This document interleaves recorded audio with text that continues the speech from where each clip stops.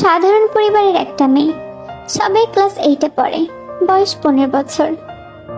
তে প্রচন্ড চঞ্চল একটা মেয়ে, তার বাবা রাজকুমারী।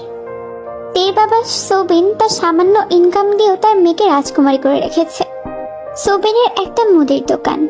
তেদের পরিবারে তের বাবা সোবিন, তের মা ইউনজুন আর তের ছোট ভাই জিহুবকে নিয়ে ওদের পরিবার। অনুপাশে জিয়ন জাংকুক, বয়স 26 বছর। প্রচন্ড রাগী আর ঘাড়তেরা স্বভাবের একটি ছেলে। এমপি মিস্টার RM এর একমাত্র ছেলে জাংকুক। জাংকুকের মা জিন। জাংকুকদের অনেক পাওয়ার, এত পাওয়ার আর জাংকুকের সৌন্দর্যের কারণে সব মেয়েরাই জাংকুকের প্রতি দুর্বল। সবাই জাংকুককে পটানোর চেষ্টায় থাকে, তবে জাংকুক কাউকেই পাত্তা দেয় না, কারণ তার মনে তো অন্য কেউ। সে তার পিচ্চি পরীকে এই 2 বছর ধরে ভালোবেসে যাচ্ছে। জাংকুকের হৃদয় জুড়েই তার পিচ্চি পরী তের বসবাস। স্কুল ইউনিফর্ম পরে চুলগুলো দুপাশে দুটো ছুটি করে কাঁধে স্কুল ব্যাগ নিয়ে চুইংগাম চেবোতে চেবোতে তার একমাত্র বেস্ট ফ্রেন্ড জিমিনার সাথে স্কুলে যাচ্ছিল তে। জিমিনা বকর বকর করে যাচ্ছে আর তে সেটা শুনছে। মাঝে মাঝে এক হাত দিয়ে ঝুঁটিগুলো নড়াচ্ছে। হঠাৎ হঠাৎ খিলখিল করে হেসে উঠছে আর দূর থেকে সেই দৃশ্য উপভোগ করছে জাংকুক। হঠাৎ জাংকুকের চোখ চাই তের দিকে।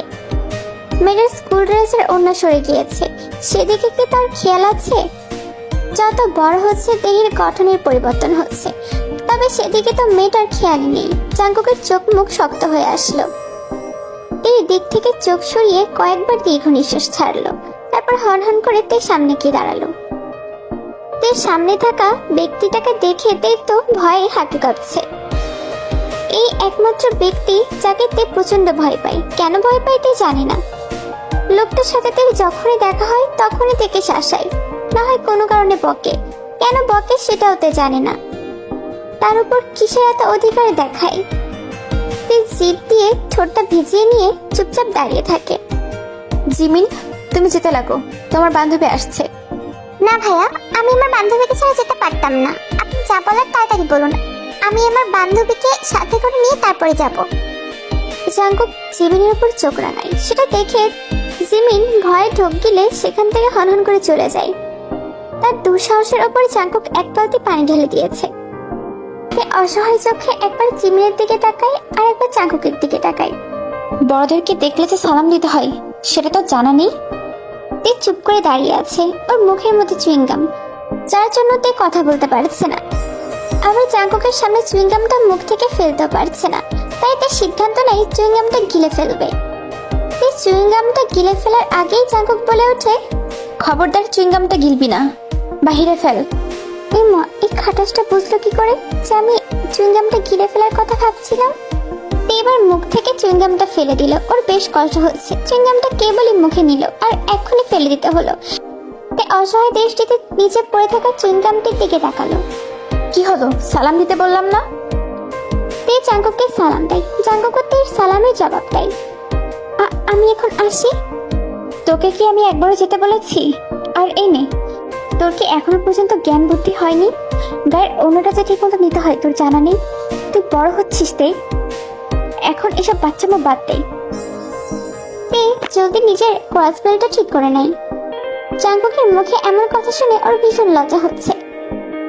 তে লজ্জায় মাথা নিচু করে দাঁড়িয়ে আছে আর জাংকুক তের দিকে রক্তচক্ষু নিয়ে তাকিয়ে আছে। নেক্সট টাইম থেকে যেন এসব দিকে নজর থাকে, মনে থাকবে তো? জি ভাইয়া, আমি স্কুলে যাই, আমার ক্লাসে লেট হয়ে যাচ্ছে তো। আর ওয়েট। জাংকুক তের হাতে অনেকগুলো চকলেট দেয়, সেগুলো পেয়ে তো তে মহা খুশি। জাংকুক তের হাসি মুখটার দিকে একবার তাকায়। তে থ্যাংক ইউ বলে সেখান থেকে চকলেটগুলো নিয়ে দৌড় দেয়। তার এখন স্কুলে যেতে হবে। স্কুলে শুরু হওয়ার আর মাত্র 5 মিনিট বাকি। আর বেশি লেট হলে তেকে বাইরে দাঁড়িয়ে থাকতে হবে, যেটাতে মোটেও যায় না। এদিকে তেকে এভাবে দৌড়াতে দেখে জাংকুক তো রেগে ফায়ার। এই মেয়েটাকে শত বোঝালেও মেয়েটা বুঝবে না। অন্যদিকে এত দৌড়ে যাওয়ার পরেও তের আর শেষ রক্ষা হলো না। ক্লাসে 15 মিনিট লেট হয়ে গিয়েছে। তেকে কোনো মতেই স্যার ক্লাসরুমে ঢুকতে দিল না। বাধ্য হয়ে তে ক্লাসরুমের বাইরে দাঁড়িয়ে আছে। কাঁধের ব্যাগটা খুলে নিচে ফ্লোরে ছুঁড়ে মেরে দিয়েছে। মেজাজটা গরম হয়ে আছে তের, তবে পর মুহূর্তে হাতের চকলেটগুলো দেখে তের আবার মন ভালো হয়ে যায়। চকলেটের প্যাকেট খুলে তে চকলেটগুলো খেতে থাকে। পরের দিন বিকালবেলা তে আর জিমিন সাথে ওদের আরো কিছু ফ্রেন্ডসরা মিলে মাঠে খেলতে গিয়েছে। তেরা মেয়ে হলেও ওদের ছেলেদের খেলা ভীষণ পছন্দ, তাই ছেলেদের সাথে মাঠে ক্রিকেট খেলছিল। তখনই ওর বাবার সাথে গাড়িতে করে কোথাও একটা যাচ্ছিল। গাড়ির জানালার বাইরে চোখ পড়তেই চাঙ্কুক দেখে গাড়িটা থামাতে বলে। ড্রাইভার, গাড়ি থামাও। কেন চাঙ্কুক, হঠাৎ তুই এখানে থামাতে বললি কেন? বাবা, আমি একটু পর আসছি, তাছাড়া মিটিং শুরু হওয়ার এখনো অনেক দেরি। আমি ঠিক সময় মতো চলে যাব। আমার একটু কাজ আছে, তোমরা যাও, আমি আসছি। তৎক্ষণাৎ চাঙ্কুক গাড়ি থেকে নেমে গেল, হেঁটে মাঠের কাছে আসতে নিল। তখন তে ব্যাটিং করছিল। তের দিকে বল মারতেই তে ব্যাট করলো। তে ছক্কা মেরে দিল, তবে বলটা পড়লো একজন টাকলা কাকুর উপর। তে সহ বাকি সবাই মুখে হাত দিয়ে দাঁড়িয়ে পড়লো। টাকলা কাকুর চিৎকারে জায়গাটা থমথমে হয়ে গেল। এক মুহূর্ত দেরি না করে যে যার মতো ছেলেমেয়েরা সব ব্যাট বল উইকেট সহ দৌড়াতে লাগলো। তে চারপাশে তাকিয়ে পরিস্থিতি বুঝতে পেরে সেও দৌড় লাগালো। হতচ্ছাড়িরা, দাঁড়া দাঁড়া, তোদের আজকে হচ্ছে। তোদের বাড়িতে যদি নালিশ না দিয়েছি, আমার নামও টাকলা কাকু না। ও মা গো, নালিশ ফালিশ পরে দেখবো, আগে নিচে তো বেঁচে নি। তে দৌড়ে একটু সামনে এগোতেই কারো একটা সাথে ধাক্কা খেলো। তে চোখ তুলে সেদিকে তাকিয়ে দেখলো চাঙ্কুক দাঁড়িয়ে আছে। এই রে, যেখানে বাঘের ভয় সেখানেই সন্ধ্যা হয়। একদিনেই সব বাঘগুলো একসাথে হাজির হতে হলো। আর ভাল লাগে না। চাঙ্কুক একবার তের পা থেকে মাথা অব্দি পর্যবেক্ষণ করলো। পরনে হাফ প্যান্ট আর উপরে ওভারসাইজ শার্ট, কোমর অব্দি চুলগুলো ছুটি করে রাখা। চাঙ্কুক রাগে তার হাত দুটো মুঠিবদ্ধ করে নিল। চোখ মুখ খিচে নিজের রাগ কন্ট্রোল করার চেষ্টা করছে। জোরে জোরে নিঃশ্বাস ছেড়ে তের দিকে চোখ রাখলো। আর ইচ্ছা করছে তের মুখে ঠাসি একটা থাপ্পড় মারতে, যে কেন ও এইসব ড্রেস পরেছে। তে, আমি আজকে এই প্রথম এবং এই শেষবার তোকে একটা কথা বলছি। কথাগুলো কান খুলে শুনে রাখ। তুই এসব ড্রেস আপ আর পরবি না, খবরদার বলে দিচ্ছি। এসব পরে আর বাইরে আসবি না। বাইরে যখন আসবি, সালোয়ার কামিজ, ফ্রক, না হলে মেয়েদের যে কোনো একটা ড্রেস পরে আসবি। আমার কথার যদি নড়চড় হয় দে, আই সোয়ার আমি তোকে খুন করে ফেলবো। তের কাঁপাকাঁপি শুরু হয়ে গিয়েছে। তে এটাই বুঝতে পারে না ছেলেটা তার প্রতি এত পসেসিভনেস কেন দেখায়। হঠাৎ তে খেয়াল করে তার টাকলা কাকু এগিয়ে এসেছে। তে এবার ভয়ে চাঙ্কুকের পেছনে লুকিয়ে পড়ে। এই হতচ্ছাড়ি, এই হতচ্ছাড়ি আমার মাথায় বল মেরেছে। আরে হতচ্ছাড়ি রে, দেখিস না আমার মাথায় এমনিতেও চুল নেই, তারপর আবার যদি চকচকে মাথাটায় আমার এত জোরে বল মারিস, তাহলে আমি আর কোথায় থাকি বল? তোর হচ্ছে, তোর বাবাকে আমি নালিশ করব। তোর জ্বালায় অতিষ্ঠ হয়ে গেলাম। আগে একদিন তুই আর তোর বান্ধবীরা মিলে আমার কাছে পেয়ারা চুরি করেছিস, আমার জানলার কাজ ভেঙেছিস, এমনকি আমার নকল চুলগুলো তুই সরিয়ে ফেলেছিস। তোর কি আমাকে জ্বালিয়ে হয় না? তোর বাপকে আমি কতবার নালিশ করেছি, কিন্তু না, তোর বাপ তোকে লাইব্রেরিতে একদম পাগল বানিয়ে ফেলেছে। দাঁড়া, তোর হচ্ছে, তোর মাকে আমি আজকে গিয়ে বলবো। দেখিস, আজ যদি তোর মার হাতে তোকে মার না খাওয়াইছি, আমার নামও টাকলা কাকু না। তে টাকলা কাকুর দিকে তাকিয়ে একবার মুখ ভেঙচি দেয়।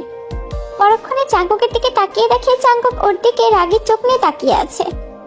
টাকলা কাকু বকবক করতে করতে সেখান থেকে চলে যায়। যাক, আপরটা বিদায় হয়েছে, এতক্ষণ বকবক করে আমার মাথা খেয়ে ফেলছিল। চাঙ্কুকের দিকে তাকিয়ে আবার তে মুখে হাত দিয়ে দাঁড়িয়ে থাকে। চাঙ্কুক কি বলবে বুঝতে পারছে না, এই মেয়েকেও কিভাবে শুধরাবে সেটাও চাঙ্কুক জানে না। অবশেষে চাঙ্কুকের মতো লোক কিনা এমন একটা পিচ্চি আর দুষ্টুমের প্রেমে পড়লো। এত দুষ্টুমি কেন করছিস? কোথায় দুষ্টুমি করছি? আমি কি দুষ্টুমি করতে পারি নাকি? আমি তো অনেক ভদ্র মেয়ে। চাঙ্কুক ভ্রুকুচকে তের দিকে তাকাই। তে, এই পোশাকে আর বাইরে থাকিস না, জলদি বাসায় যা। আমার তোকে এভাবে দেখে রাখ হচ্ছে। তে কোনো কথা না বলে এক দৌড় দিতে গেলেই চাঙ্কুক তের পতা টাকাই। খবরদার তে, একদম দৌড়াবি না, নর্মালি হেঁটে তারপর বাসায় যাবি। ওকে, যাচ্ছি। তে আর এক মুহূর্ত না দাঁড়িয়ে হনহন করে নিজের বাসায় চলে যেতে লাগলো। তবে বাসায় পা ফেলা মাত্রই তের মা ইয়ঞ্জন ঠাস ঠাস করে তাকে মারতে লাগলো। ও মা, মারছো কেন? আমি কি করছি? মারছো কেন আমাকে? মা মেরো না, আর অনেক লাগছে তো আমার। ফাজিল ছেমড়ি কোথাকার, তুই এলাকার কাউকে শান্তি দিবি না বলতো? সবাই তোর নামে কেন নালিশ করে? হ্যাঁ, তুই ওই কাকুর মাথায় কেন বল মারছিস? বল, কেন মারছিস? ও মা, ব্যথা লাগছে তো। আর আমি ইচ্ছা করে মারছি নাকি? বল খেলতে খেলতে মাথায় পড়ে গিয়েছে। শালার বেটা এমনিও টাকলা, টাকটা সবসময় চকচক করে। আকর্ষণ বলতেও তো একটা ব্যাপার আছে বলো। বলের মনে হয়েছে যে ওর মতো কোনো একটা বস্তু, তার জন্যই তো বলটা গিয়ে ওই ওনার মাথা মানে ওনার টাকের উপর পড়ছে। তো এটাতে আমার কিসের দোষ মা? তুমি শুধু শুধু তোমার একমাত্র অসহায় মেয়েকে বকছো। আমার বুঝি ব্যথা করে না? ইয়ঞ্জন তের কথা শুনে আরো বেশি রেগে গেল। তেকে উত্তম মাধ্যম কেলালো ইয়ঞ্জন। মায়ের মার খেয়ে কান্না করতে করতে রুমে চলে গেল। সেদিন রাত্রে তের ঘুমিয়ে জ্বর আসলো। তের গায়ে সামান্য কেউ টোকা দিলেও তের জ্বর চলে আসে। সবির ইয়ঞ্জনকে সে কখন থেকে বকেই যাচ্ছে। তার একমাত্র মেয়ের কিছু হলে সবিন সহ্য করতে পারে না। নিজের কলিজা কেটে হলেও নিজের মেয়েকে সুস্থ রাখতে চাই যে কোনো মূল্যে। সবিনের বকাঝকা শুনে ইয়ঞ্জন আর কোনো কথা বলছে না। তারও খারাপ লাগছে। এভাবে মেয়েটাকে মারা একদম উচিত হয়নি তার। সবিন সেই রাত্রেই ডক্টরকে কল দিয়েছিল। ডক্টর এসে তেকে চেক আপ করে গিয়েছে আর কিছু মেডিসিনও লিখে দিয়ে গিয়েছে। পরের দিন তে স্কুলে যায়নি। জাঙ্কুক তে স্কুলে যাওয়ার পথে দাঁড়িয়েছিল। তবে তেকে না দেখে জাঙ্কুক বেশ চিন্তিত হয়ে যায়। পরক্ষণে জিমিনের কাছে শুনে জানতে পারে যে তের জ্বর এসেছে, যার কারণে তে স্কুলে আসেনি। এটা শুনে জাঙ্কুকের মাথায় চিন্তার ভাঁজ পড়ে। তের অসুস্থতার কথা শুনে জাঙ্কুকের বুক ছিঁড়ে যাচ্ছে। একটা মুহূর্তের জন্য হলেও তেকে দেখতে ইচ্ছা করছে। সেদিন পুরোটা দিন জাঙ্কুক ছটফট করেছে তের জন্য। দুদিন পর তে একটু সুস্থ হয়। অন্যান্য দিনকার মতো তে জিমিনের সাথে কথা বলতে বলতে স্কুলে যাচ্ছিল। তের হাত ভর্তি ছিল চকলেট। এক হাতে অনেকগুলো চকলেটের প্যাকেট ধরে রেখেছিল আর অন্য হাতে একটা চকলেটের প্যাকেট খুলে খাচ্ছিল। হঠাৎ করে তেদের সামনে এসে জাঙ্কুক দাঁড়ালো। জাঙ্কুক ভীষণ চিন্তিত হয়ে তের কপালে হাত দিল। জ্বর কমেছে তের? হ্যাঁ, জ্বর তো কমে গিয়েছে। Thank god. তোর শরীর দুর্বল লাগছে না তো? ঠিক আছিস তুই? আমি ঠিক আছি তো। জাঙ্কুক কিছুক্ষণ ধরে তের দিকে তাকিয়ে আছে। জিমি নীরব দর্শকের মতো সেদিকে তাকিয়ে দেখছে। সেখানে দাঁড়িয়ে থাকতেও ভালো লাগছে না, আবার বান্ধবীকে ছেড়ে যেতেও পারছে না। বলছি যে জাঙ্কুক ভাই, আমরা এখন যাই। ক্লাস শুরু হতে আর বেশি সময় নেই। আজকে যদি তাড়াতাড়ি না যাই আবারও বাইরে দাঁড় করিয়ে রাখবে। জাঙ্কুকের ধ্যান ভাঙে তার কথা শুনে। পরক্ষণে কিছু না বলে জাঙ্কুক তার ঠোঁটের কোণে লেগে থাকা একটা চকলেট এক আঙুলের কণায় লাগিয়ে নিজের মুখে নিয়েই সেখান থেকে চলে যায়। তে অবাক হয়ে দাঁড়িয়ে আছে। জিমিন একবার তের মুখের দিকে তাকাচ্ছে আর একবার জাঙ্কুকে যাওয়ার দিকে তাকাচ্ছে। জাঙ্কুক, তোর সাথে একটা কথা আছে। বল, কি বলবি? তুই কোনো খোঁজ খবর রাখিস না তো? জানিস তের পেছনে অনেকগুলো ছেলে লেগেছে। এলাকার অনেক ছেলেই তার সাথে লাইন মারার চেষ্টা করছে। আরে আমাদের এলাকার ছেলে বোকম, ও তো তেকে নিয়ে বেশ সিরিয়াস। ওর বাবাকে অনেকবার প্রস্তাবও পাঠিয়েছে, কিন্তু তে তো ছোট, তার জন্য ওর বাবা নাকচ করে দিয়েছে। এভাবে চলতে থাকলে কোন দিন এর বাবা দেখবে কার প্রপোজালে রাজি হয়ে যাবে। জাঙ্কুক গভীর চিন্তায় মগ্ন হয়ে যায়। সত্যি তো, এর দিন দিন যত বড় হচ্ছে তত সুন্দরী হচ্ছে। সুগা, আমি ব্যাপারটা দেখছি। জাঙ্কুকের কপালে গভীর চিন্তার ভাঁজ পড়ে ওঠে। সেদিন পুরোটা রাত জাঙ্কুক এই বিষয় নিয়ে ভাবে। সব ভেবে জাঙ্কুক এটাই ডিসাইড করে যে না, আর তাকে চুপ থাকলে চলবে না। তার মা জিনকে সবটা খুলে বলতে হবে। যেই ভাবা সেই কাজ। জাঙ্কুক সকাল হতে না হতেই চলে যায় তার মায়ের কাছে। মা, ও মা, তোমার সাথে একটা কথা আছে। কি বলবে শুনি আমার ছেলেটা? আম্মু, আমি বিয়ে করতে চাই। ও মা, তাই নাকি? তা কাকে বিয়ে করতে চাস? তুই কোনো মেয়ে পছন্দ করেছিস নাকি আমরা দেখব? মা, তোমাদের জন্য বৌমা আমি আগেই পছন্দ করে রেখেছি। ও মা, তাই নাকি? নাম কি মেয়ের? মা, দেখাচ্ছি তোমাকে। জাঙ্কুক তার ফোনে তার ছবি বের করে জিনের সামনে ধরে। ও মা, এত সুন্দর, কিন্তু মেয়েটাকে দেখে মনে হচ্ছে অনেক ছোট। মা, তোমার পছন্দ হয়েছে কিনা সেটা বলো। খুব পছন্দ হয়েছে জাঙ্কুক, অনেক সুন্দর মেয়েটা, পুরো ছোট্ট পরীর মতো লাগছে। মা, ওর নাম তে, ক্লাস 8-এ পড়ে, বয়স 15 হবে। তুমি ওকে চেনো? মানে ওর বাবাকে চেনো? ওর ওর বাবা হচ্ছে সবিন আঙ্কেল, ওই যে আমাদের এলাকায় মুদির দোকান আছে না, ওই সবিন আঙ্কেলের কথা বলছি। মা, ওনার মেয়েকে আমার অনেক পছন্দ, আমি তেকেই বিয়ে করতে চাই। মা, ওকে আমি 2 বছর ধরে ভালোবাসছি, আমি তেকে ছাড়া বাঁচবো না। মা প্লিজ তুমি সবিন আঙ্কেলের সাথে কথা বলো। মা, তে দিন দিন বড় হচ্ছে, ওর পেছনে অনেক ছেলেরা লেগেছে, তাই আমি চাই ওকে বিয়ে করতে। জিন সবটা শুনে চিন্তায় পড়ে গেল। তার তো মেয়েটাকে বেশ পছন্দ, কিন্তু জাঙ্কুকের বাবা আরেন, তার কি পছন্দ হবে? ঠিক আছে, এই ব্যাপারে রাত্রে তোর বাবার সাথে কথা বলে দেখব। মা থ্যাংক ইউ। মা হয়েছে, খেতে আই। রাতের বেলায় জিন আর জাঙ্কুক মিলে আরেনকে সবটা বলে। সব শুনে আরেন তো ভীষণ রেগে যায়, কারণ সে কোনো মতেই এমন একটা ফ্যামিলির মেয়েকে তার বাসায় বৌমা করতে চায় না। তোমাদের কি মাথা গিয়েছে? ওরকম একটা ছোট ফ্যামিলির মেয়েকে আমাদের পরিবারের বৌমা বানাবো? কি বলছে ছোট ফ্যামিলির মেয়ে মানে? তুমিও এসবের ভেদাভেদ করো আরেন? অবশ্যই করব। আমি একজন এমপি, আর আমার ছেলে কিনা একটা মুদির দোকানের মেয়েকে ভালোবাসে, তাকে বিয়ে করবে। আমার মান সম্মান কোথায় যায় তাহলে? ওসব 2 টাকার মেয়েকে আমার ছেলের বৌমা আমি করতে পারবো না। বাবা, তুমি ওকে 2 টাকার মেয়ে বলবে না, খবরদার। আমি রাজি না জাঙ্কুক। তুমি রাজি হলেও কি না হলেও কি, আমি ওকে বিয়ে করব। ওকে দেন বাবা, তুমি যদি ওকে মেনে না নাও তাহলে আমি আর তোমার হয়ে কাজ করতে পারবো না। জাঙ্কুক এটা বলেই হনহন করে নিজের রুমে চলে যায়।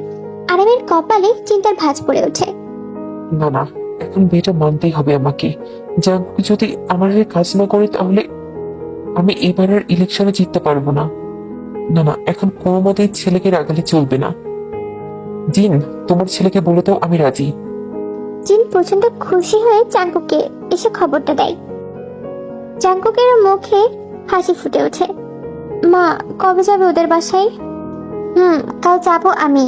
তো বাবাকে বলেছিলাম সে নাকি যেতে পারবে না, তাই আর কি করার, আমাকে যেতে হবে। পরের দিন জিন চলে যায় সুবিনদের বাসায়। সুবিনকে জিন প্রস্তাব রাখে। সুবিন তো প্রচন্ড খুশি হয়ে যায়। তার মতো এমন মুদির দোকানের মেয়েকে কিনা এত বড় পরিবার থেকে পছন্দ করেছে, এত বড় পরিবারের বৌমা করতে চাই।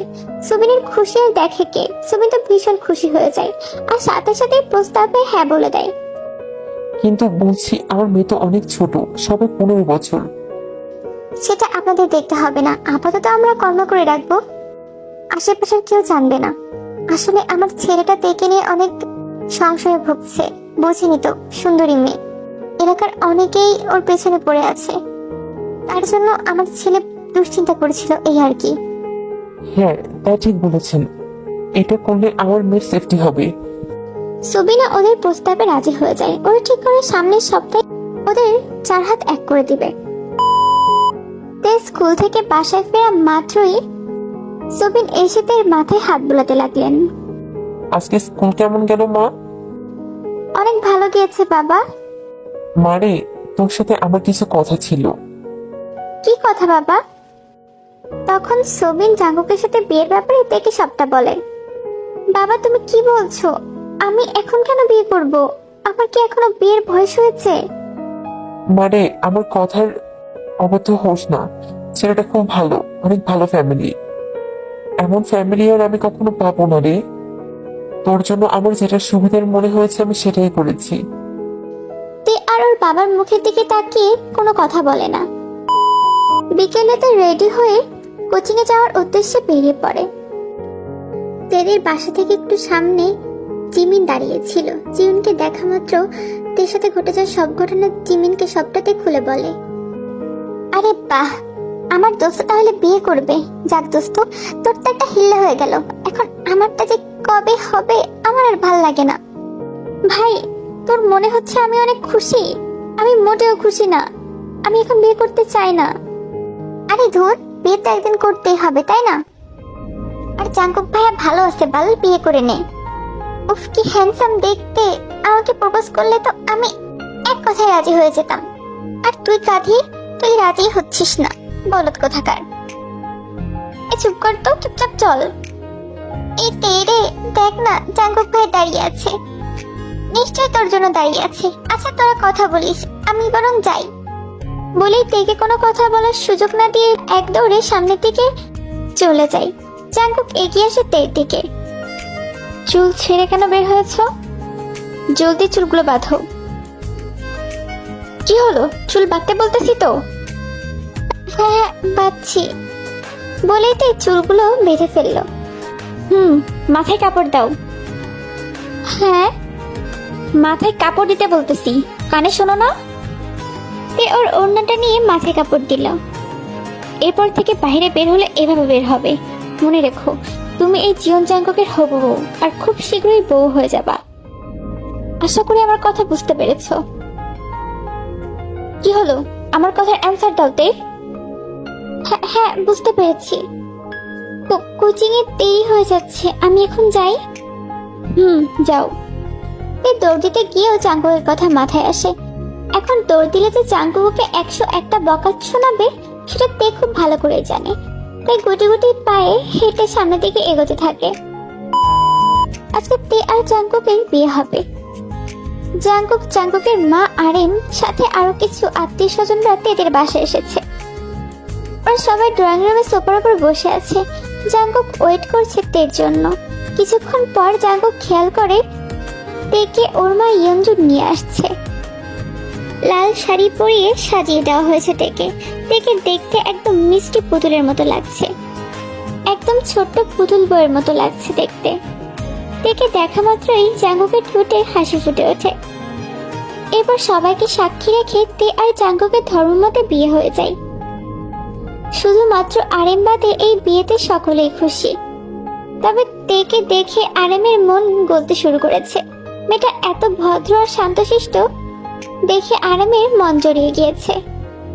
জাঙ্কুক আর তেকে আলাদা কথা বলার জন্য তের রুমে পাঠিয়ে দেওয়া হয়। তে চুপচাপ বেডের উপর বসে আছে আর জাঙ্কুক তের পাশে বসে তের মুখের দিকে তাকিয়ে আছে আর মুচকি মুচকি হাসছে। জাঙ্কুকের আজকে এক অন্যরকম শান্তি লাগছে। জাঙ্কুক অনেকটা চিন্তামুক্ত আজকে। জাঙ্কুক তের হাতটা ধরে আর তের হাতে ঠোঁটে একটা স্পর্শ রেখে দেয়। এমন স্পর্শে তে একটু কেঁপে ওঠে। এখনই এত কাঁপাকাঁপি করলে হবে ছোট্ট বউ? রাতে খাওয়া দাওয়া শেষে ওদের সকলে যাবার পালা। ওরা ঠিক করেছে তেকে আজকে নিয়ে যাবে। তবে তে তো কিছুতেই যেতে চাইছে না, ওর বাবাকে জড়িয়ে ধরে কান্না করছে। এরপর অনেক বুঝিয়ে সুঝিয়ে সবিনের ইয়ঞ্জন থেকে চাঙ্কুকদের সাথে পাঠায়। আরেমও তেকে বুঝিয়ে বলে যে তের যখনই মন খারাপ লাগবে বাসার জন্য তখনই তিনি এসে তেকে এখানে দিয়ে যাবে, আর না হয় চাঙ্কুক এসে দিয়ে যাবে। এরপর আর কি তেকে বাধ্য হয়ে ও শ্বশুর বাড়ি যেতে হয়। ওদের বাসা থেকে ওদের শ্বশুর বাড়ি বেশিক্ষণ লাগে না যেতে।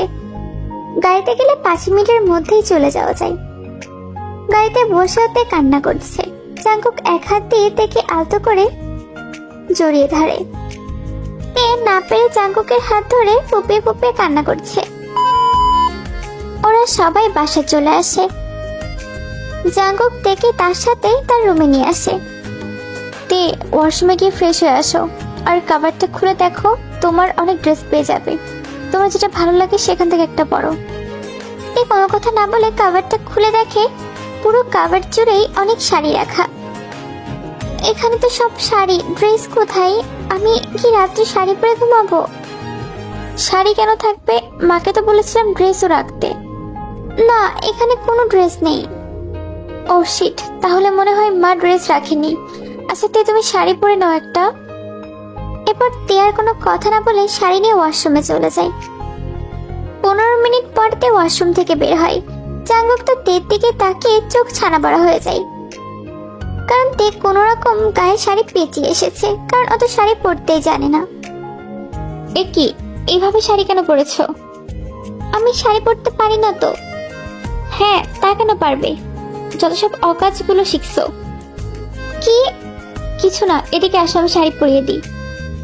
একদম না, আপনি কেন আমাকে শাড়ি পরাবেন? ছি ছি। ছিছি কেন বলছো? আমি তোমার হাজবেন্ড তে। না, আমি আপনার হাতে শাড়ি পরতে পারবো না। বেশি কথা না বলে এদিকে আসো, আমাকে রাগিও না। চুপ করে আছো কেন? আসতে বলতেছি না। বাধ্য হয়ে চাঙ্কুকের দিকে এগিয়ে যায়। চাঙ্কুক এক টান দিয়ে তে শাড়িটা খুলে ফেলে। তে লজ্জায় শেষ। চাঙ্কুক কোনো পরোয়া না করে নিজের হাতে থেকে শাড়ি পরিয়ে দেয়।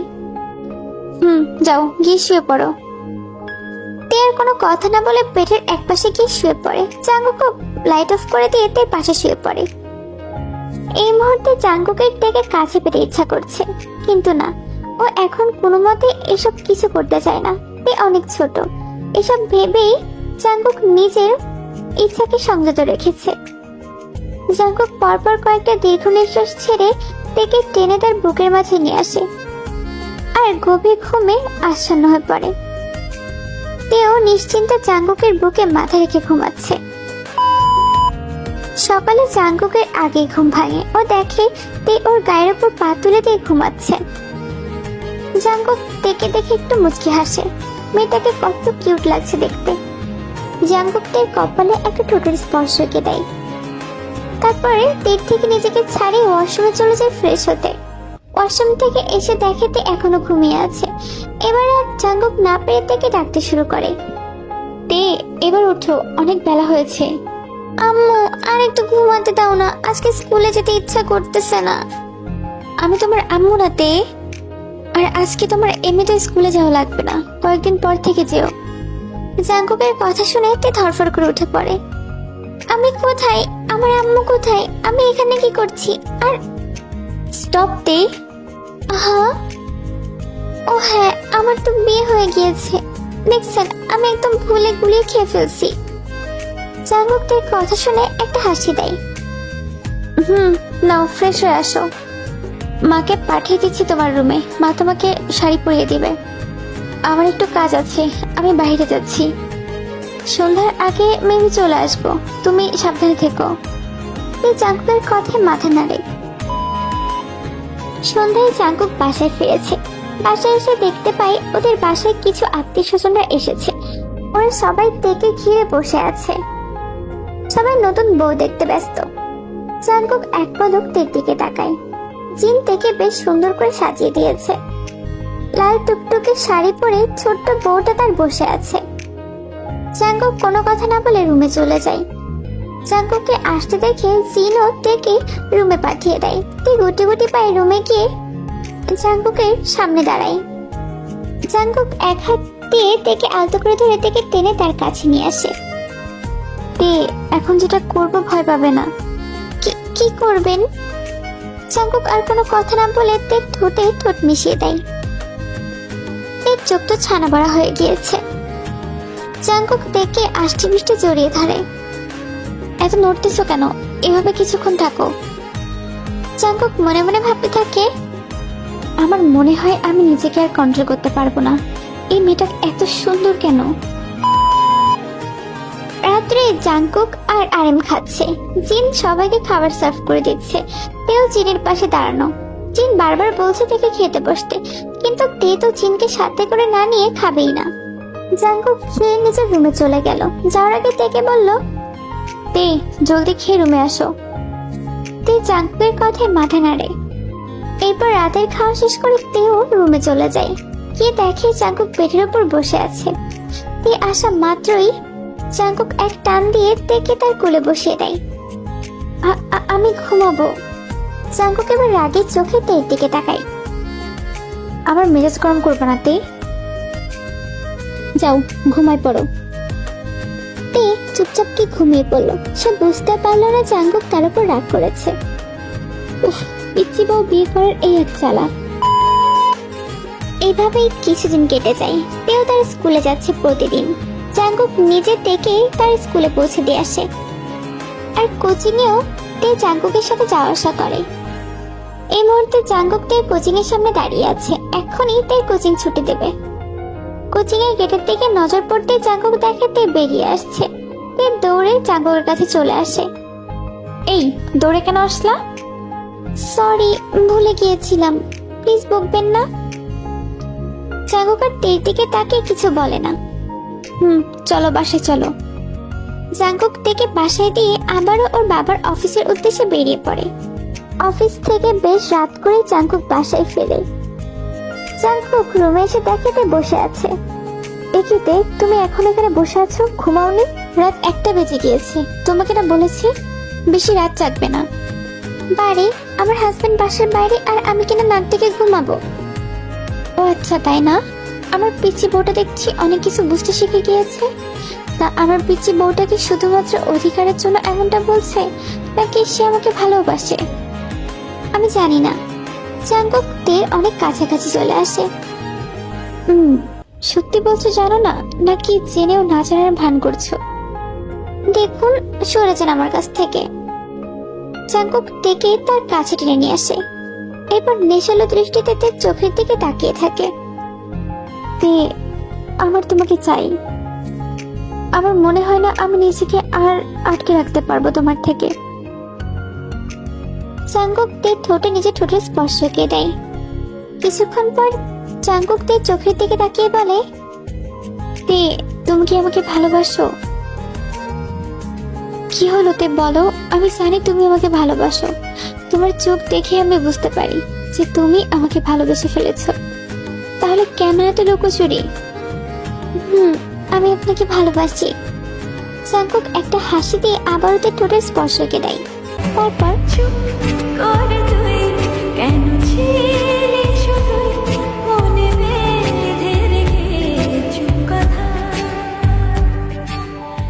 এভাবেই দিন কাটতে থাকে। তে আর জাঙ্কুক বেশ ভালো ছিল। জাঙ্কুক দিন দিন তের প্রতি আরো বেশি কেয়ারিং হয়ে যাচ্ছিল। তেও জাঙ্কুককে ভালোবেসে ফেলেছে। এভাবে ওদের বিয়ে 6 মাস পার হয়ে যায়। জাঙ্কুক তেকে প্রচন্ড ভালোবাসে। তের প্রত্যেকটা বিষয়ে জাঙ্কুক খেয়াল রাখে। তের প্রতি জাঙ্কুকের এমন ভালোবাসা দেখে তের মা বাবাও বেশ খুশি। আর এমন একটু একটু করে থেকে মেনে নিয়েছে। এত ভালো মেয়েকে কি না মেনে পারা যায়? এই মুহূর্তে জাঙ্কুক তের স্কুলের সামনে দাঁড়িয়ে আছে। তের স্কুল ছুটি দেওয়া মাত্রই তে স্কুলের গেট দিয়ে বেরিয়ে আসে। এসে জাঙ্কুকের সামনে দাঁড়ায়। জাঙ্কুক তের কাঁধ থেকে তের ব্যাগটা নিয়ে তের হাত ধরে হাঁটতে শুরু করে। বলছি যে আজকে গাড়ি আনেন নাই কেন? তুমি তো বলছো যে তোমার হেঁটে যেতে ভালো লাগে, তার জন্যই তো আনি নাই। না মানে আমার আজকে ভালো লাগছে না। ওহ, এই ব্যাপার। ঠিক আছে, সমস্যা নেই, আমি রিক্সা ডাক দিচ্ছি। জাঙ্কুক সাথে সাথে একটা রিক্সা ডাক দেয়। এরপর ওরা দুজনে রিক্সায় বসে পড়ে। জাঙ্কুক আলতো করে তেকে ধরে রেখেছে। আজকে অনেক বেশি টায়ার্ড লাগছে। ঠিক আছে, আমার কাঁধে মাথা রাখো। এর কিছু না বলে জাঙ্কুকের কাঁধে মাথা রাখে। এর মধ্যে ওরা বাসায় চলে আসে। তে আর জাঙ্কুক রিক্সা থেকে নেমে যায়। জাঙ্কুক রিক্সার ভাড়াটা মিটিয়ে তের হাত ধরে থেকে বাসার গেট পর্যন্ত এগিয়ে দিয়ে যায়। তে, বাসায় যাও, আমি রাত্রে আসবো বাসায়। সামনে ইলেকশন, বাবার সাথে অনেক কাজ করতে হবে। আচ্ছা, সাবধানে থাকবেন। থাকবো। বলেই জাঙ্কুক তের কপালে আলতো করে ঠোঁটের স্পর্শ রেখে দেয়। তেও একটা মুচকি হাসি দিয়ে বাসার মধ্যে ঢুকে যায়। বাসা এসে তে জিনিস সাথে বসে কিছুক্ষণ কথা বলে। এরপর যখনই উঠে ওর রুমে যেতে নেবে তখনই হঠাৎ তের মাথায় চক্কর দিয়ে ওঠে। দেখে এভাবে পড়ে যেতে দেখে জিন তাড়াতাড়ি এসে তেকে ধরে নেয়। কি হলো মা, ঠিক আছে তুমি? কি হয়েছে তোমার? শরীর বেশি খারাপ লাগছে? বেশি দুর্বল লাগছে শরীর? জিন দ্রুত তেকে বসিয়ে দেয়। ঠিক আছে মা, তুমি দাঁড়া, পানি নিয়ে আসছি আমি তোমার জন্য। জিন দৌড়ে এক গ্লাস পানি নিয়ে এসে তেকে খাইয়ে দেয়। দাঁড়াও, আমি জাঙ্কুককে কল করতেছি। না না আম্মু, ওনাকে কল করবেন না, উনি এমনি ব্যস্ত আছে। শুধু শুধু টেনশন করবেন। চুপ করো তুমি, কিসের টেনশন? হ্যাঁ, তোমার অত শরীর খারাপ লাগছে, এখনই ডক্টর ডাকতে হবে। আর তাছাড়া ওকে কল না করলে পরে আমাকে বকবে, আমার উপর রাগ দেখাবে, বলবে আমার বউ অসুস্থ আর আমাকে কেন বলনি। জিন তের কোনো কথা না শুনে জাঙ্কুককে কল লাগায়। জাঙ্কুক সবটা শুনে হনহন করে বাসায় চলে আসে, সাথে একটা ডক্টরও নিয়ে আসে। জাঙ্কুক বাসায় এসেই তের কাছে দ্রুত চলে যায়।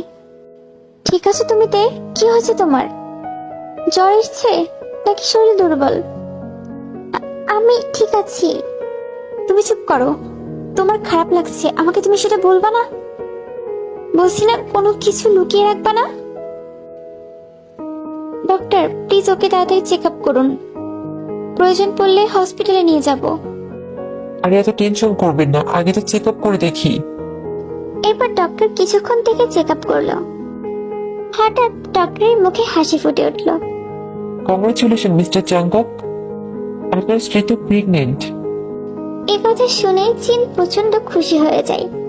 জাঙ্কুকও খুশি হয় ঠিকই, তবে ওর কপালে চিন্তার ভাঁজ পড়ে, কারণ তের বয়স অনেক কম ছিল। কিন্তু একটা প্রবলেম আছে, মেয়ের বয়স তো অনেক কম। এই বয়সে বেবি কনসেপ্ট করা, তারপর আবার বাচ্চার জন্ম দেওয়া, এটা অনেক বড় একটা ব্যাপার। আপনাদের কিন্তু ওনার উপর বেশি কেয়ারফুল হতে হবে। হ্যাঁ ডক্টর, আপনি আমাদের বলুন কি কি করতে হবে আমাদের। ডক্টর কিছুক্ষণ কি করতে হবে না করতে হবে সেই বিষয়ে জাঙ্কুক আর জিনকে সবটা বলে। মিস্টার জাঙ্কুক, আপনি বরং ওনাকে নিয়ে আমার চেম্বারে যাবেন। আমি ওনাকে আরো ভালো করে চেক আপ করবো। ওকে ডক্টর। এরপর ডক্টর চলে যায়। জিন এসে তের কপালে চুমু এঁকে দেয়, দৌড়ে ওনার রুমে চলে যায়। মুহূর্তেই আবারও তের কাছে চলে আসে। একটা বক্স থেকে অনেক সোনার গহনা বের করে তেকে পরিয়ে দিতে থাকে। তে তো তার শাশুড়ির এমন কর্মকাণ্ডে অবাক হয়ে গিয়েছে। জিন এরপর আরেমকে জানানোর জন্য দ্রুত রুম থেকে বেরিয়ে যায়। জাঙ্কুক এখনো তের পাশে বসে আছে। জিন চলে যাওয়ার পরপরই জাঙ্কুক তের কাছে চলে আসে আর তের কপালে ঠোঁটের স্পর্শ এঁকে দেয়। তের পেটে হাত রেখে একটা মুচকি হাসি দেয় জাঙ্কুক। তে, থ্যাংক ইউ। কেন? এই যে এত বড় একটা সুখবর দেওয়ার জন্য। কিন্তু কি? আমার খুব ভয় হচ্ছে তোমার বয়সটা নিয়ে। কিছু হবে না, আপনারা সবাই আছেন তো আমার কেয়ার করার জন্য। দেখবেন সব ভালোই ভালোই হবে। আমার খুব ভালো লাগছে জানেন তো, আমি মা হব আর আপনি বাবা। এত খুশি আমি কোনোদিনও হইনি জানেন। জাঙ্কুক তেকে জড়িয়ে ধরে একটা প্রশান্তির হাসি দিয়ে বলে, আমিও এত খুশি কোনোদিনও হয়নি। জিন আরেমের সাথে সাথে তের মা বাবাকেও খবরটা দেয়। ওনারা বিকেলে এসে তেকে দেখে যায় আর অনেক খুশি হয়। তবে তের বাবা সুবিন অনেকটা দুশ্চিন্তায়ও ছিলেন। তে আর জাঙ্কুকের দিনগুলো বেশ ভালোই কাটছিল। যত মাস পার হচ্ছিল তত তে অসুস্থ হয়ে পড়েছিল। তবে জাঙ্কুক তের প্রচন্ড কেয়ার করেছে। সব কিছুতেই জাঙ্কুক খেয়াল রেখেছে।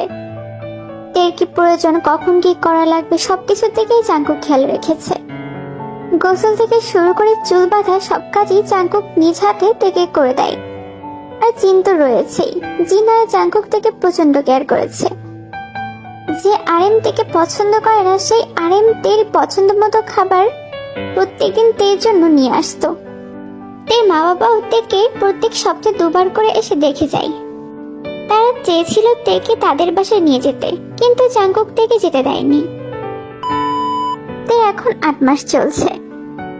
তে বেডের উপর পা রেখে চকলেট খাচ্ছে, পাশে চিপসের অনেকগুলো প্যাকেটও আছে। জাঙ্কুক সারাটা দিনই তের সাথে ছিল, তবে সন্ধ্যার একটু আগে বাবার সাথে কিছু কাজে গিয়েছে আর কেবল ফিরল। এসে জাঙ্কুক দেখতে পাই তে বেডে বসে চিপস আর চকলেট খাচ্ছে। তে আগের থেকে বেশ মোটা হয়ে গিয়েছে। ডক্টর তেকে অস্বাস্থ্যকর খাবার খেতে বারবার করে নিষেধ করে দিয়েছে। একে তো তের বয়স কম, যার কারণে থেকে অনেক কিছু সাফার করতে হবে। তার মধ্যে যদি এমন অস্বাস্থ্যকর খাবার খায় তাহলে আরো বেশি প্রবলেমে পড়তে পারে। জাঙ্কুক তার পাশে বসে তের দিকে কিছুক্ষণ তাকিয়ে থাকে। তে, আমি তোমার জন্য ভালো কোনো কিছু বানিয়ে নিয়ে আসি, এগুলো রাখো, এগুলো খাওয়ার দরকার নেই। আমাকে বেশি খেয়েছি, মাত্র 7 প্যাকেট চকলেট খেয়েছি আর 2 প্যাকেট চিপস খেয়েছি, তাতে তুমি এমনটা কেন করতেছো? তে, কেন বুঝতেছো না? তোমার শরীর খারাপ করবে।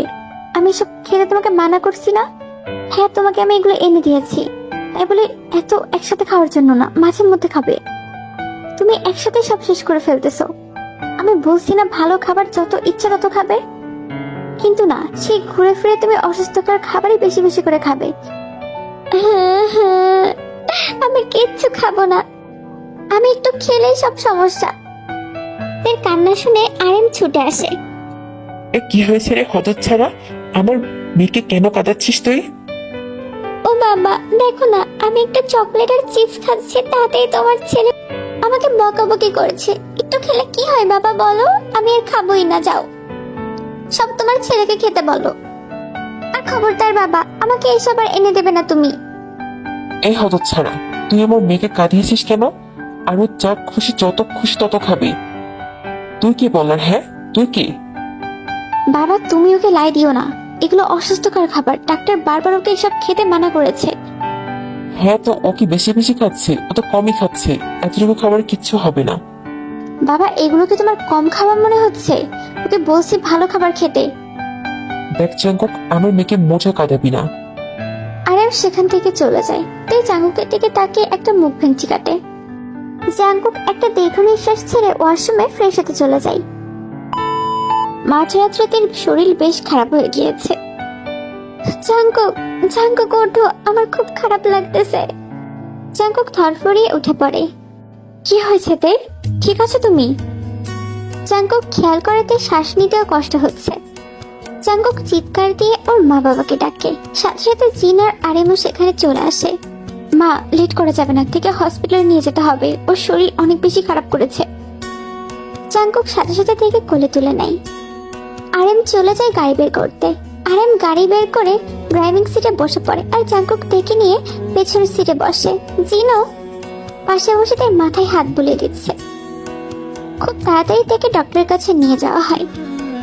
ডক্টর তেকে চেক আপ করে জানায় তের শরীরে উচ্চ রক্তচাপ দেখা দিয়েছে। এমনটা ওজন বাড়ার কারণেই হয়েছে। এছাড়া গর্ভের সন্তানেরও ওজন বেড়ে গিয়েছে। এখন কোনো মতে নর্মাল ডেলিভারি সম্ভব না। তার উপর আবার তের বয়স অনেক কম। এসব শুনে জাঙ্কুকের হাত পা কাঁপছে। প্রচন্ড রাগ হচ্ছে নিজের উপর। সে কেন তের প্রতি আরো বেশি কেয়ারফুল হলো না? তেকে কেন সে এসব অস্বাস্থ্যকর খাবার খাওয়া থেকে বিরত রাখতে পারলো না? জাঙ্কুক তের পাশে বসে আছে। ডক্টর তেকে ট্রিটমেন্ট করার পর তে এখন একটু সুস্থ আছে। জাঙ্কুক তের পাশে বসে আছে, ওর চোখ মুখ লাল। আরিমার জিনকে জাঙ্কুক বাসায় চলে যেতে বলেছে। তে কালকে অপারেশন করতে হবে, ডক্টর বলে দিয়েছে। যত তাড়াতাড়ি সম্ভব তার ডেলিভারি করা লাগবে। তের খুব ভয় লাগছে, কিন্তু তবুও নিজের ভয়কে দমিয়ে রেখে চুপচাপ বসে আছে। একে তো জাঙ্কুক প্রচন্ড টেনশনে আছে, এর উপর আবার তে যদি নিজের ভয়ের কথা স্বীকার করে তাহলে জাঙ্কুক আরো বেশি টেনশন করবে। রাত থেকে সকাল হওয়া অবধি পুরোটা সময় জাঙ্কুকদের হাত ধরে বসেছিল। পরের দিন জিন, আরেম, ইয়ঞ্জুন, সোবিন আর তের ছোট ভাই জিহোক হসপিটালে আসে। আজকে তের অপারেশন হবে। জাঙ্কুক পুরোটার সময় নিজেকে কন্ট্রোল করে দাঁড়িয়েছিল। তবে তেকে যখন ওটিতে নেওয়া হয় তখন থেকেই জাঙ্কুক কান্না শুরু করে দিয়েছে। ওর চোখ থেকে পানি পড়ছে। সবাই প্রচন্ড টেনশনে আছে। সুগাও এসেছে। সুগা জাঙ্কুককে সামলাচ্ছে। টানা 2 ঘন্টা পর একটা নার্স কেবিন থেকে বের হয়। নার্সের কোলে ফুটফুটে একটা বাচ্চা। সবাই প্রচন্ড খুশি হয়ে সেদিকে এগিয়ে যায়। জাঙ্কুক এক পলক তাকায় সেদিকে, এরপর দ্রুত উঠে নার্সের দিকে এগিয়ে যায়। কংগ্রাচুলেশন, আপনার ছেলে হয়েছে। সবাই তো প্রচন্ড খুশি হয়ে যায়। জাঙ্কুকের খুশিতে হাত পা কাঁপছে। আমার ওয়াইফ কেমন আছে? অবস্থা তেমন বেশি ভালো না, ডাক্তার এসে আপনাদের জানাচ্ছে। জাঙ্কুক ধপ করে নিচে বসে পড়ে। সুগা জাঙ্কুককে সামলে নেয়। জিনের কোলে প্রথম বাচ্চাটিকে দেওয়া হয়। এরপর নার্স বাচ্চাকে নিয়ে ক্যাবিনে চলে যায়। আরো কিছুক্ষণ পর ডক্টর কেবিন থেকে বেরিয়ে আসে। জাঙ্কুক দৌড়ে তার সামনে গিয়ে দাঁড়ায়। ডক্টর, আমার ওয়াইফ ঠিক আছে তো? ও সুস্থ হয়ে যাবে তো? বলুন না ডক্টর, ও ঠিক আছে? ওর কিছু হবে না তো? প্লিজ আপনি শান্ত হন। আমরা আমাদের যথাসাধ্য চেষ্টা করেছি, তবে 24 ঘন্টার মধ্যে জ্ঞান না ফিরলে আমরা কিছু করতে পারবো না। সরি। জাঙ্কুক সঙ্গে সঙ্গে ডক্টরের কলার ধরে বসে। কিছু করতে পারবি না মানে? তুই পারবি, তোর বাপও পারবে। প্লিজ শান্ত হন আপনি। আমি বুঝতে পারছি আপনার মনের অবস্থা। সুগা, আরেম আর সুবিন জাঙ্কুককে সামলে নেয়। টানা 7 ঘন্টা পরে তার জ্ঞান ফিরে। ডক্টররাও খুব আনন্দিত তার এত তাড়াতাড়ি রেসপন্স দেখে। এত সময় সবাই অনেক বেশি টেনশনে ছিল। ইয়ঞ্জুন তো কান্না করতে করতে 3-4 বার জ্ঞান হারিয়ে ফেলেছে। তবে ডাক্তার এসে বলে তে এখন বিপদমুক্ত। এটা শোনার পরেই সবার কলিজায় প্রাণ ফিরে। আপনারা যে কোনো একজন ওনার সাথে গিয়ে দেখা করতে পারেন। একটু সময় নষ্ট না করে জাঙ্কুক চলে যায়। তে পাশে বসে তার হাত ধরে জাঙ্কুক অঝরে কান্না করে দেয়। আমাদের বেবি। তে জানো, আমাদের একটা ফুটফুটে ছেলে হয়েছে। তুমি জানো তে, দেখতে পুরো আমার মতো হয়েছে। একদম লিটল কুকির মতো লাগছে। চাঙ্কুকের কথা শুনে তে ঠোঁটের কোণে হাসি ফুটে ওঠে। চাঙ্কুক তের কপালে চুমু এঁকে দেয়। চাঙ্কুক উঠে বাবুকে কোলে নিয়ে তার পাশে শুইয়ে দেয়। তে তার এক হাত দিয়ে তার ছেলেকে আগলে নেয়। ওয়ান শটটা এখানেই শেষ। আর যদি তোমাদের এই ওয়ান শটটার একটা স্পেশাল পার্ট লাগে তাহলে সবাই বেশি বেশি করে কমেন্ট করো। যদি তোমাদের গল্পটা ভালো লাগে তাহলে আমি স্পেশাল পার্টও মেক করব।